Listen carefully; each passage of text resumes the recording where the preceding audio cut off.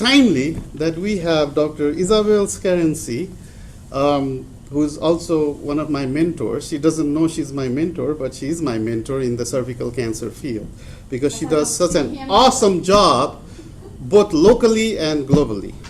Okay, she's a professor in the Department of OBGYN here at UAB Hersing School of Medicine. She also has a secondary appointment in our department in the epidemiology. She serves as Division Director of Global and Rural Women's Health and Senior Advisor for Globalization and Cancer to the O'Neill Comprehensive Cancer Center. So she has multiple tasks here at UAB as well. She's a behavioral scientist by training and who has dedicated her career in cervical cancer screening and prevention, tobacco cessation, and racial disparities in healthcare. She has over 190 peer-reviewed publications. For her outstanding work, she has received many, many awards, and I'll just mention a few that's from the last few years. So she was awarded the 2025 Spain Hickman Award for Distinguished Service for the Rotary Club of Birmingham Foundation, which also supports some of the local cervical cancer work that she's doing. She was also awarded the Albert F. Lobigilo Distinguished Faculty in 2023, and then also the Trailblazer of the Year Award from Together for Health in 2022, which is also, the Together is also dedicated to cervical cancer work. She has served on numerous boards, including United Way of Central Alabama, and she is the Honorary Consul of Brazil to Alabama as well. She has led cervical cancer screening, like I said, here locally for many, many years, and the Deep South as well. And also she led a program in Sri Lanka, where she was helping the government with cervical cancer screening. So today she's going to be talking about the Operation Wipeout, which is a fight against cervical cancer as well. And I work in the field, so I'm a little bit passionate about it, because for cervical cancer we have the tools and the means to eliminate, and there is a strategy, global strategy to eliminate cervical cancer. So with that, I'm not going to take too much of your time. Dr. Isabel Scarinci, welcome to EPI Seminar. And like I said, it is a timely day to hear about what is being done locally here at Alabama. Thank you. All right, well, it's a pleasure to be here. And should Sadipa change the talk a little bit, because I think for most of you who are engaged in research, is to give you a little bit of background on how research can really lead to public health action. And because without the credibility of research, it's very hard to do public health action, and I hope that I convey that message today. Okay, how do you advance? Enter? No. My talk is not on technology. Y'all would be in trouble. Does this work?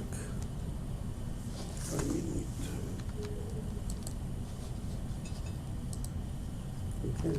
All right. Okay. So Sadipa asked me to give you a little bit of background for every speaker, and every one of us who gives a talk or is passionate about any topic, we have a bias.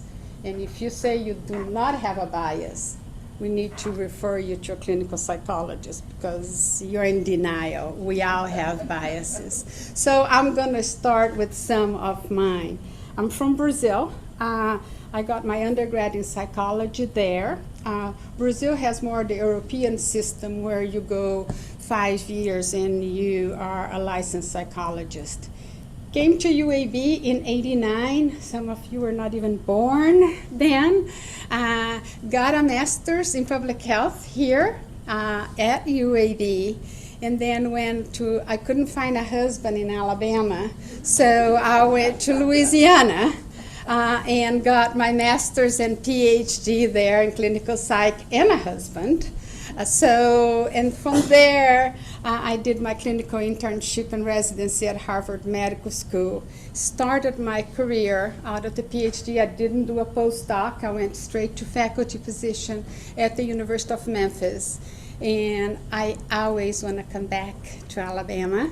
And I came in 2002 back to UAB and have worked in cervical cancer prevention control and also tobacco control among women in low resource settings, including rural Alabama and low middle income countries. Always thinking about the bidirectional approach. What we learn here, we can take to other countries. What we learn there, that we can bring it back here. Years of taking students to low middle income countries, and with good intentions, a lot of times we go with the intention of helping and we don't see what they have to offer that we can apply here. So recently, then we established a division in global and rural health in the Department of OBGYN, where that is what we do. We have faculty focus on global, faculty focus on rural, but always thinking about this bidirectional. And then people say, well, why a clinical psychologist doing in public health? I say that is behavior change at the population level. Instead of seeing one person at a time, we change behavior at populations. Well, there's also the personal bias. I grew up in a low middle income family in a very multicultural environment in south of Brazil. Most of my friends actually are Japanese, Lebanese. It was a place with a lot of immigrants. I'm half Italian, half Spanish.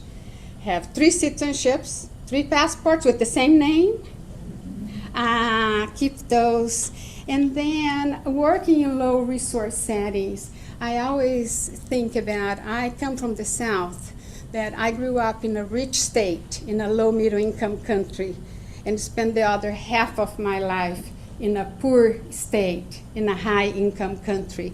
So a lot of times, low resource setting and how we define what's low, it's really from our perspective. And I'll be talking about cervical cancer elimination. So the other thing that's very important to me, I have seen a disease that has been, in this case, almost eradicated. That's polio.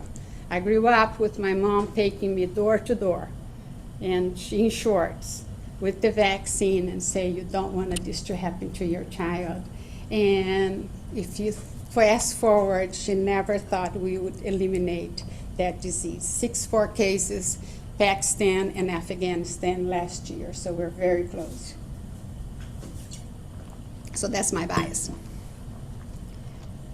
So cervical cancer. Who works in cervical cancer here already? Okay, so I'm going to start with some basics. So when it was discovered that HPV is the main cause of cervical cancer, that really changed our paradigm. I started working cervical cancer when we did not know that. So before, we would do the old pap smear, the cytology, but that's why it was called smear, because it's in a slide that goes under the microscope and see changes in cytology. And with finding out that HPV is the cause of cervical cancer, it changed now that we understand the natural history of cervical cancer. And this really is the only cancer that we truly understand the natural history. We know acquisition, we know how long it takes for the HPV infection to develop, to pre-cancer and cancer. And that is phenomenal discovery. With that, and that is the beauty of science, is that open doors for 2 amazing tools. HPV vaccination, because now if we know acquisition, we know the natural history, then was not me. I'm a behavioral scientist. So we have a vaccine that's totally effective, that prevents the infection. And then we can have HPV testing that is detecting before even you have any changes in cytology. So that is really what opened doors for us today to talk about elimination. And then that cervical cancer is the only cancer that we can talk about elimination. So, yes, as Sajib said, we have the tools, we know what works, but the road has not been the same for everybody. So this is Alabama, just to put in perspective. A lot of times we talk to low middle income countries and they say, well, why are you doing this effort in Alabama, Operation Wipeout, that I'll talk in a minute? You know, you're in the United States. It's very low cervical cancer incidence. We have Shelby County that has an incidence of 4. We have Chambers County here on the east that has an incidence of 19, similar to Guatemala and Nicaragua. So we have a lot of disparities in our own state. And even green here, keep in mind that green is not necessarily good. I think we have only 3 counties that are below the national incidence. Because here, the way the registry does these maps for us, they put incidence as 9.2 or lower, and when the US incidence is 7.6. So right now we rank 6 in incidence, and we rank 3rd on mortality in the United States. And I think that part of it, from my perspective, from my lens, is this whole breakdown in discovery. We have the discovery, we have the development, we have the tools, but there is a critical disconnect here in the delivery, and that's my science. And then other smarter scientists can work on discovery and development. And this is my perception, some of them, why there's such disconnect. Because there are very few studies, if you think about validating theoretical models to understand how people change behaviors. And a lot of times, I'll talk about Sri Lanka in a minute, a lot of times behavior change is not them, it's not the patients. You know, and I hear a lot, well, all the patient barriers. And a lot of times we do not look at our own belly button and say, what are our barriers, the system barriers? Minister of Health needs to change behavior. The implementers need to change behavior. And we do not do a very good job of understanding that. And culturally relevant is another pet peeve of mine, that people say, well, I'll put Africa, since you're sitting right here, I'll take this hand out, put an African-American face here and make it relevant to African-Americans, or I'll translate to Spanish, and it's relevant to Latinos, and we don't really understand a lot of times what makes some implementation really culturally relevant. And a lot of times us in academics, we're limited to research and clinical care, and we do not see our responsibility with social mobilization and the communities we serve. Guidelines are usually based on science without taking into account resources. We did ASCO a few years ago we look at the science. I was in the vaccine group, and say, okay, what is evidence-based, but considering the settings? You know, a low-resource setting can still implement evidence-based strategies. That everybody look at the United States, because the guidelines are from the United States. And not necessarily. You're going to see Sri Lanka, they implemented vaccine screening twice in a lifetime. That's totally evidence-based, based on their resources. And we'll talk more about that. And a lot of times we are not involved. We're involved at the end. And we have really, we talk now about social determinants of health. That's another talk on itself. And we very limited, very narrow the way we look at social determinants of health.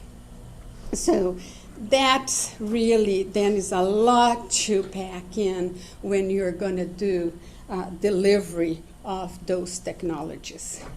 My work has been, this is pretty much my cookie cutter.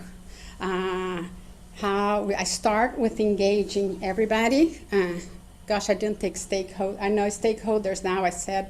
I was told it's not a politically correct word anymore, so it's still here. And then a lot of times we start with qualitative. We need to understand the phenomena. We need to understand how that's perceived. Then we validate that through quantitative assessments.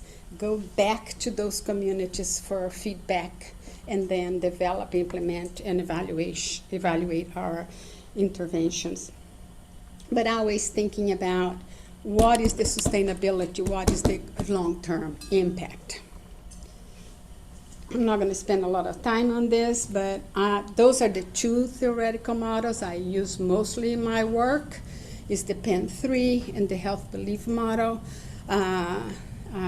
All the interventions is very much based on intervention mapping, and we really use even the model in the recruitment, because even the decision to participate in a study is a behavior change. So we apply that at all levels, and of course involvement of everybody and capacity building. I particularly have worked a lot with community health workers.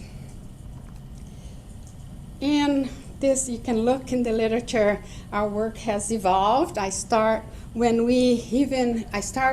we didn't know about HPV, and when the vaccine was supposed to be available, we thought it was going to be among adults, and we started doing some focus groups to get ready for the implementation, and then turned out that was going to kids.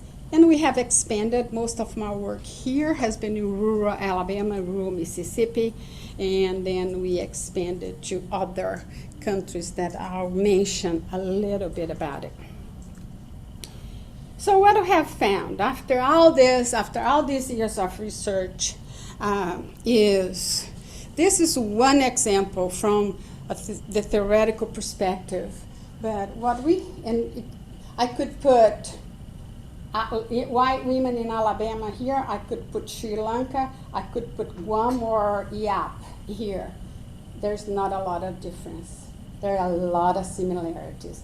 We should stop looking at barriers and facilitators. We know we need to move beyond that.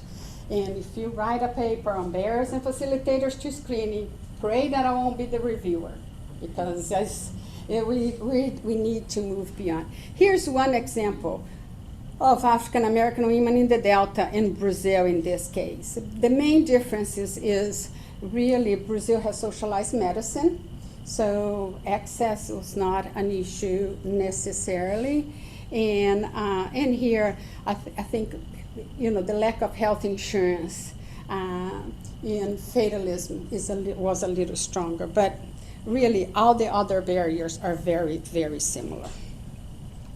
The other thing we found is that if the barriers and facilitators are similar, so what makes it culturally relevant is the way we intervene. Of course, then that needs to be culturally relevant. These are some examples of our work in Brazil, Pacific Islands, and Mississippi.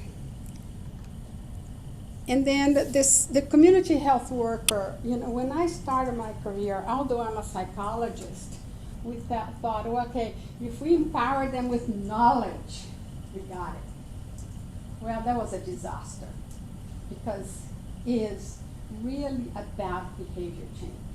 So today, and we have published quite a bit on this, we spend very little on knowledge and a lot on strategies of behavior change. And how to talk to a woman who is in the pre-contemplation. It's not the same of a woman who is ready to go. And this is, because we work with low literacy, we make an analogy to a stoplight. So how they approach. And I make the analogy as, looks like this is simple, but it's like if I start working for Thompson Tractor tomorrow, and I don't know anything about tractors, and they send me to a course, I'll learn all about tractors, and then I sell my first tractor, then I sell my second tractor, and I start making stuff up, because I don't know enough, that gave me the confidence. And we saw that a lot with community health workers, when you give a lot of information, and then they think they're so empowered with the knowledge, and you would be shocked. So, and that is, and not only we talk to them about what stage, but then give them the strategies on how to approach. And this applies to what we hear from those healthcare systems. Say, once you train our community health workers, now they apply the same skills to breastfeeding and other problems. These are some of the publications of the work we have done adapting those trainings to different settings. And then I want to talk about global and rural. I'll zip through this, but just to give you an example. And also is an example of patience and persistence. We were one of the first groups in the US in 2005, I think the first group, to explore the efficacy of self-sampling for HPV testing, and did all the work 2005. And then we among African American women in the Delta. We made adaptations, what we learned here, did a trial in Brazil, got better, and came back to the US for a cost-effectiveness trial. And just last year, self-sampling was approved by FDA in clinical settings, not yet what we intended, because the purpose really of self-sampling for HPV testing for women who are not coming in or are resistant to a pelvic exam, but we're getting there. I'm not going to spend a lot of time in this because I don't have time, but you have my slides. This is Brazil. We had 3 groups, and that's the lesson we learned there. We had one group, they're still doing cytology in Brazil. We offer only PAP, one group we offer self-sampling, and one group we offer choice. To really think empowerment of women, to say you have a choice. You can get a PAP or you can self-sample. Self-sampling got 100% adherence. Now, keep in mind, community health workers in Brazil are part of the healthcare system. That makes a big difference. And the PAP test was 74%. And then the choice was 99% chose self-sampling, and the adherence was 96%. So when we came back to the Delta to do the cost-effectiveness trial for the US, we knew that 3 groups was overkill. So we did 2 groups that I'm getting ahead of myself. But what we have done in Brazil, we built the capacity there. And then Warner and I, who is the GYN oncologist who I work with, moved to the back seat. Now we just provide technical assistance to the Brazilian investigators, and they are funded by the Brazilian government and testing this model in all the 5 regions of Brazil with the intention of self-sampling being part of the healthcare system in Brazil. Came to the Delta, did 2 groups. We just did choice, and we say PAP test here, but they do PAP and HPV testing. And of course, the US is much harder with community health workers because they're not part of the healthcare system. We need to hire people, train people. And it was significant. Adherence was 38%. Versus the PAP arm that was just 9%. But we need to look at adherence to the choice. So adherence to just self-sampling was 76%, but the intervention was choice. if they adhere to their choice. And consistent with the health belief model, really perceived risk to cervical cancer was the only variable that was significant besides the group assignment, and was cost effective. So, and again, it only took 19 years to get approved by the FDA. Zip through this is what we have done on HPV vaccination. We have done a study, y'all can look it up, on barriers and facilitators across the state for HPV vaccine uptake. Different stakeholders or groups. Need to adapt my verbiage. Nurses, and we did a trial among Latina immigrants where our intervention was 16 times, women assigned to the intervention was 16 times more likely to vaccinate their daughters than the control group. What's fascinating about this study was that I need a control group, and they're very interested in healthy eating. And I said, oh, we'll do an intervention for healthy eating and in reading labels as a control group. Well, both interventions were efficacious. So we had an intervention that I thought was just going to be the control group. This is our work. I'm giving you screening, HPV vaccination, the 3 pillars, and our work on follow-up after abnormal screening. And the gist of here is 40% of women who come to UAB do not come back for follow-up when they have an abnormal cervical cancer screening, which is unacceptable for a tertiary care center. And then Dr. Boitella did this other work and look at barriers for our early stage and late stage. And as you can see, late stage, a lot of the barriers are not structural, are intrapersonal. And we are working on that now to improve our clinical care in this regard. So for research, and so Brazil, you heard about, we are part of a group to develop a plan for the Pacific Islands. We're piloting. It's not research, it's CDC funded in a U.S. territory and a non-U.S. territory, Guam and Yap, and we get way more done in when it's not U.S., when they don't have the resources.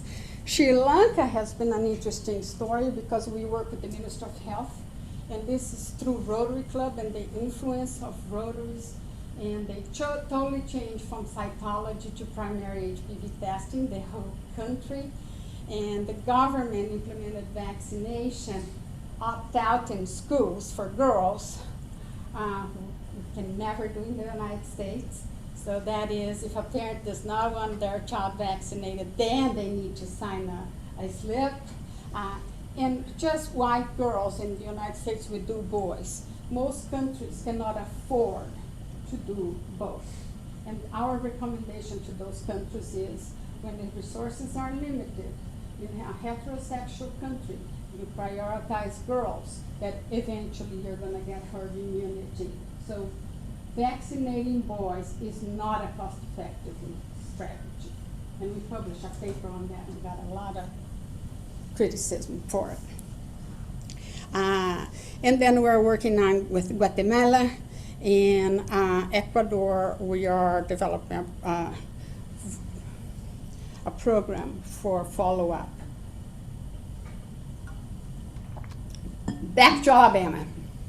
So that's, a little potpourri of the research and why I think that was enable us to launch Operation Wipeout in Alabama. And it is a plan to eliminate cervical cancer as a public health problem in our state, because now we have the credibility to talk about that. So Sadeep mentioned the World Health Organization launched the elimination plan 5 years ago, 2020, 4 or 5 years ago, and it's 4 pillars. For us to simplify it for the community, we've grouped follow-up and treatment and care. And that's us. So very simple strategies: promote HPV vaccination, screening, adherence to follow-up. And the way we did it, we brought providers and public health leaders from all over the state, especially rural, and say, what should we do? And they had a lot to say. We didn't have a single talk, really for us to reflect on what could be done since we have the tools. We had the plan, we put a plan together, and we said, well, if UAB launches it, no teeth. If Rotary is a big partner for us, launch no teeth. Said we need our state health officer to launch this plan and make an official plan for Alabama. So I had all my arguments. You know, when you're fighting your AT&T bill, you have all your arguments because they're going to get that credit. And I called him and I explained, and he had seen the plan, and I was ready. And he said, when do you want to do it? And that's how Alabama is the first and only state in the United States with the plan to eliminate cervical cancer, that with evidence-based strategies, that is our role as an academic center. Rotary is a social mobilizer. Alabama Department of Public Health is phenomenal. We couldn't be where we are without them and many other partners. So what do we do? This is our goals. 80% vaccine coverage, 90% screening, and 9% follow-up. Those are our partners, and this is a video that was commissioned by the CDC as a model of partnerships for other states. And we do not have any money. This is a totally different model. What the partners told us is that we do not want one organization to lead, because whoever leads gets the money and decides on how they're going to distribute that money. We shouldn't have any organization with a pot of money. We said, okay, we can do that. And so when a partner comes to us, we say, what can you do? You have the autonomy. Well, you're going to hear some examples. I can do this, I can do that. They pay for it, they raise their money, and we just coordinate the efforts. And it takes a lot of my day job. Don't tell my boss that I spend now probably 90% of my time on operation right now. Some examples. Who has seen the billboards across the state? All over the state. Who want to guess how much that cost us? Billboards, you go west, east, south, or north on all the highways. Who want to guess how much we pay for it? That's the interactive part.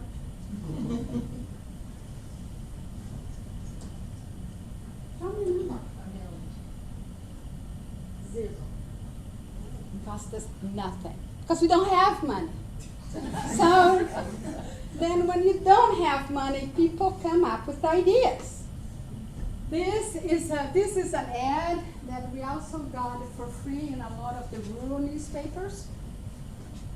This is a group from Australia came to feature two groups in the United States, us and the border, on the concrete cancer as a model for the world. Is streaming on PBS right now. Cost us nothing, and they gave us part of the documentary that we can use for our own purpose. And then Wall Street Journal, that's what I'm very proud. I'm not from Alabama, but I have lived here more than Brazil. And I think having Alabama's leading the way, I'm so, so proud of.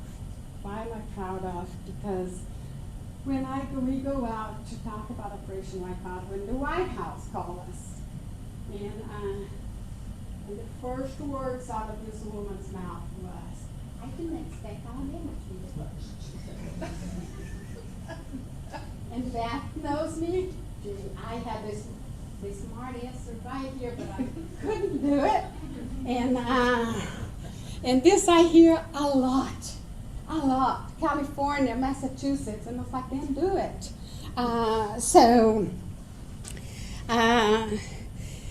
But the way we have done it is that everybody can play a role, because it's not in the hands of healthcare professionals anymore.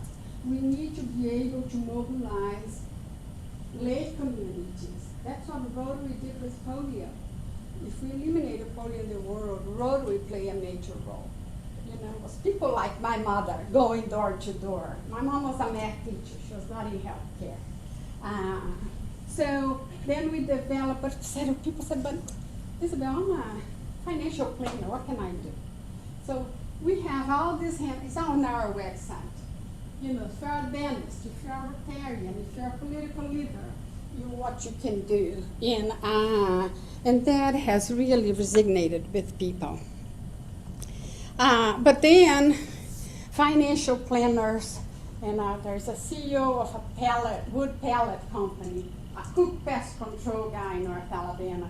They kept saying, I'm not in healthcare. We said, well, we can train you.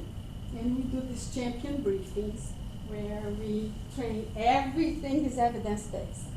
Is how to engage partners, how to develop an action plan, and then how to talk to people. You know, how to talk to a hesitant parent, how to talk to, and we do some motivational interviewing. And a lot of our champions today across the state are not healthcare providers. All of our materials, that's another thing, are not copyrighted. Anybody can use it. It's available to the public. UAB took a minute to understand that concept, but they got it. So some successes. I think one of the big ones is that this message of elimination, people really get it. When you say we're eliminating a cancer, then lay people really get it. And that has been very positive. We have engaged a lot of Rotary clubs across the state, colleges and universities. There's a group of undergrad students here. They did it under our guidance, but they said, we want to establish a club. I was like, I don't teach undergrad. I have no idea how that works. And we want you to be our advisor. And I was like, whatever you want to do will be fine. And they established a club. So we have an official club at UAB. It's called Operation Wipeout at UAB. You need to look at our Instagram. And now UA is joining us. USA is joining us. We're going to have a big campaign that the students are organizing, Know Your Status, in the spring, where for students to know their status on the HPV vaccination, because a lot of people don't know. I don't remember, I don't know. The other thing is engagement of healthcare providers, because we have the Alabama Breast and Cervical Cancer Early Detection Program. Every state does that provide free screening for uninsured low-income women. But a lot of providers do not know or do not sign up to be a provider. And they get reimbursed at the Medicare rate. So it's a lot of education and enrollment of these providers. Have worked with the Alabama Department of Public Health to increase access to screening HPV vaccination. And this, the last one, is the one that's a game changer, and Alabama Department of Public Health takes all the credit. So adherence, our adherence to follow up here at UAB, as I mentioned, was 60%. In rural areas, was 30%. So what did they do? They had some money left that they didn't screen enough women during COVID. They trained nurse practitioners. So instead of women coming to Montgomery or Birmingham or Mobile for colposcopy for follow-up, now these nurse practitioners go to the counties and do follow-up there and monitored by and supervised by a GYN. Actually, my chair the other day said, Isabel, y'all have been so successful that we don't have enough cases now at UAB to train our fellows, which is a great problem to have. So this is how many they have done. And you see when we start, in just this year, they have done over 1,000, and their adherence right now is at 72%. This is another highlight. I can talk all day. This is so Chambers County, as I mentioned to you, has an incidence of similar to Guatemala or Nicaragua. And we partner with the Rotary Club there. It's a very small club. And this Rotarian, who is a retired dentist in town, in Lafayette, it's not Lafayette, it's Lafayette. I still can't say it. How do you say it? It's whatever, Lafayette. So, and Butch Busby, and he said, let's go talk to the superintendent. And I was like, oh God, that's gonna go well. You know, in a conservative town, you're gonna talk to kids about vaccination. But in community work, even if you have those ideas, you keep it to yourself. You say, great idea, let's go. Let's see how that goes. The superintendent was amazing. Opened the doors that we could do a leadership program for the high school students. His message to the parents and the staff is, we are schools, we're in the business of education. We are here to educate. You are the parent. You know what's best for your children. And that's how we train the kids. They're not going to be in anybody's face. They're going to provide information. And they develop, I don't have their logo here. The logo, they develop all these strategies. They did their assessments, you know, to see what the barriers were. And in a county, this data needs to be interpreted with caution because the baseline for the county was 35%. But we did not know when we started that ADPH would give us the data for each school, the vaccination uptake. So we didn't have the baseline at school. But if most kids go to those public schools, so it's a semi-research here. Beth is not an epidemiologist. Don't. See, I'm gonna get a D on my quiz on research rigorousness here, because it's not research anyway. So they got 81% at one high school, 65% in the other, based on ADPH data, because that's the most reliable data, because we don't have a denominator, is how many kids in each grade got the vaccine, because the parents need to submit that for school enrollment. The other thing the superintendent agreed to do it is that in the form was, MMR, and then HPV optional. And we said, can you just take the word optional out? And they did. And but then we partnered with a group to bring the vaccine to schools, did this whole commotion of sending consent form to parents. The kids said, don't send it in our backpacks because we'll never make it home. We did a mailing and stamped envelope. We got a very low vaccination, and I was like, oh gosh, how are we going to tell the kids we failed? And the kids were disappointed until we got this, and they're like, then we start now research. With the kids start talking to parents, we start with teachers. And they said, no, we got the message, but school is not a place to get vaccine. We took them to their doctor.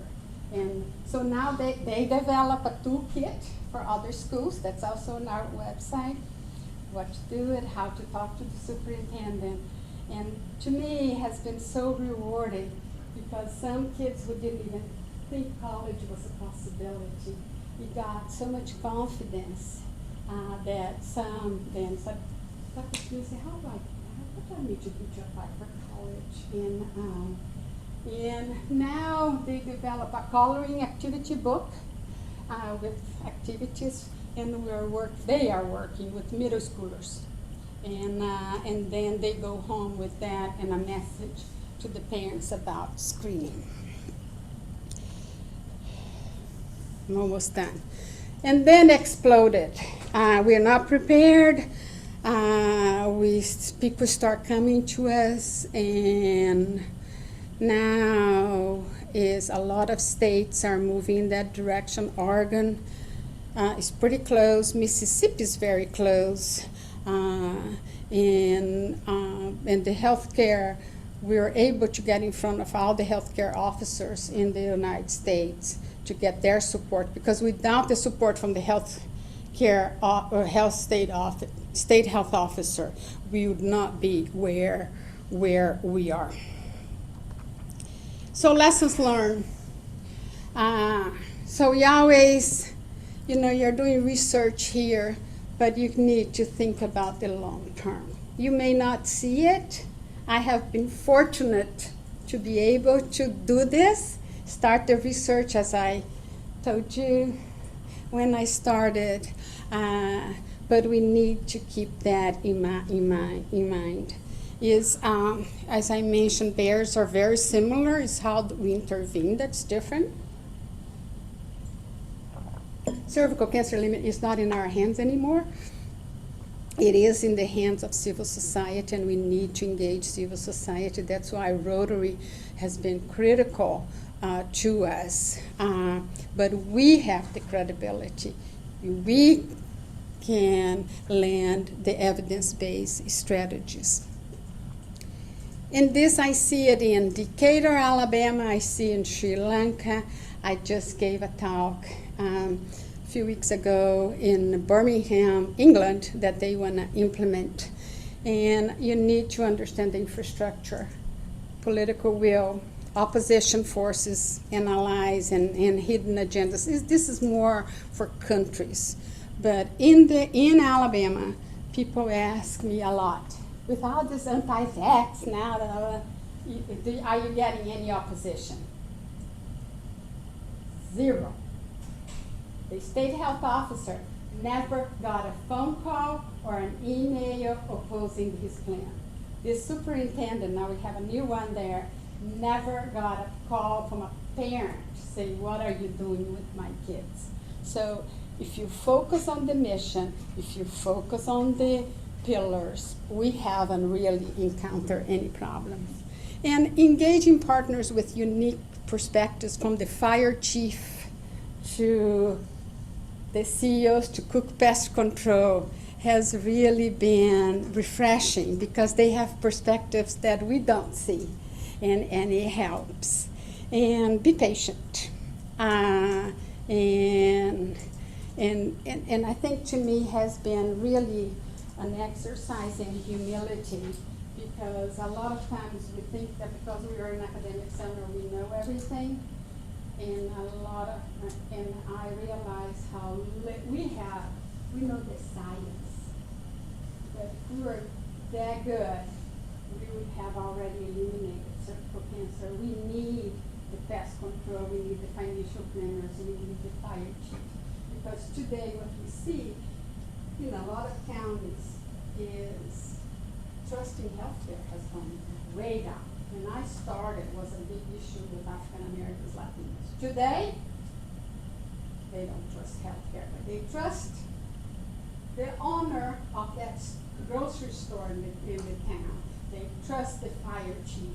They trust I'm thinking of my partner, our state insurer, and or the retired dentist. So that is where we are today. It takes a village. This is not my work. I have been blessed to work with amazing people throughout my career, and keep learning every day. Thank you.